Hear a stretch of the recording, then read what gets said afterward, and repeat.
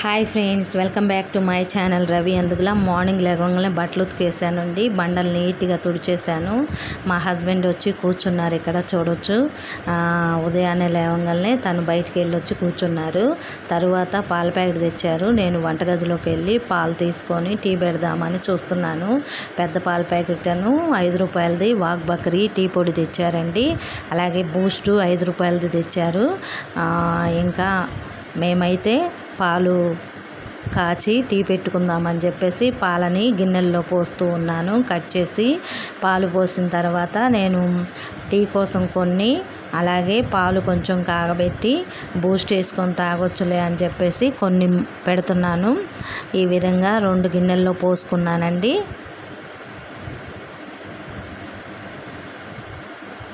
తర్వాత టీ పెట్టి మా వాళ్ళందరికీ ఇచ్చేసాను.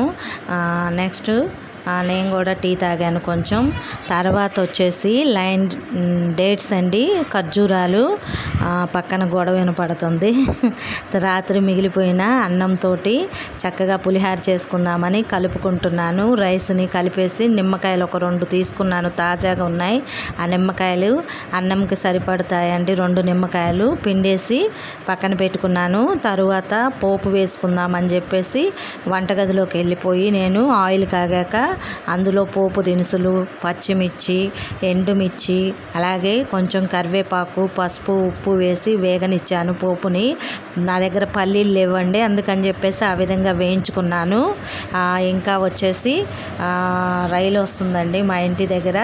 ఇక్కడ వచ్చేసి పోపు కలుపుకుంటూ ఉన్నాను. ట్రైను దగ్గరే, మా అమ్మ వాళ్ళ ఇంటికి వచ్చింది ఇప్పుడే ట్రైను. ఫ్రెండ్స్, ఈ విధంగా కలిపేసుకుంటున్నాను.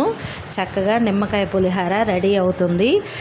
నిమ్మకాయ పులిహార అంటే నాకు చాలా ఇష్టం అండి. ఇలాగ కలుపుకొని నిమ్మకాయ పులిహారని తినటానికి రెడీ చేసుకుంటున్నాము. నాకు, మా హస్బెండ్కి.